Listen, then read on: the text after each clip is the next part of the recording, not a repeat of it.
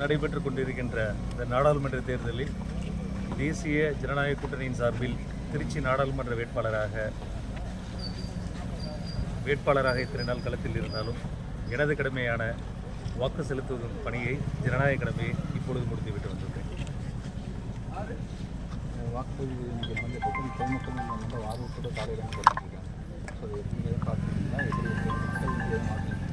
இருக்காங்க. ஆனால் இன்னும் போலிங் ஜாஸ்தியாக இவங்க வெயிலுக்கு முன்னாடி வந்துடுவாங்க. பட் இன்ன வரைக்கும் வரல, இனிமேல் வருவாங்கன்னு சொல்லி வாக்களிக்கிறது ஒரு இல்லை கண்டிப்பாக. ஏன்னா வீட்டில் உட்காந்துட்டு எப்போவுமே நம்ம குறை சொல்லுவோம், ஒரு இது சரியில்லை அது சரியில்லைன்னு சொல்லிட்டு.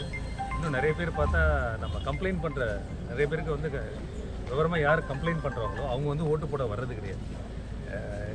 மிடில் எலைட் குரூப்ஸ் எல்லாம் அவங்க தான் கன்சர்ன்ஸ் ரைஸ் பண்ணுவாங்க. ஆன்லைனில் சிஎம் செல் போகிற நிறைய பேரோட கன்சர்ன்ஸ் என்னன்னா லீவ் நாளில் ஊருக்கு போயிடறாங்க. இப்போயுமே பார்த்தா நிறைய பேர் விளையாண்டுட்டு இருந்தாங்க. பசங்களை கூப்பிட்டு ஓட்டு போட சொல்லியிருக்காங்க. எங்கள் ஆளுங்கள்லாம் யாருக்கு வேணாலும் போடுங்க, ஆனால் கண்டிப்பாக ஓட்டு போடுங்க. ஏன்னா எவ்வளோ 70% 75% வந்தால் தான் ஒரு ஊரோட அந்த எண்ணங்கள் வெளிப்படும், அவங்களோட தேர்வுகள் வெளிப்படும்.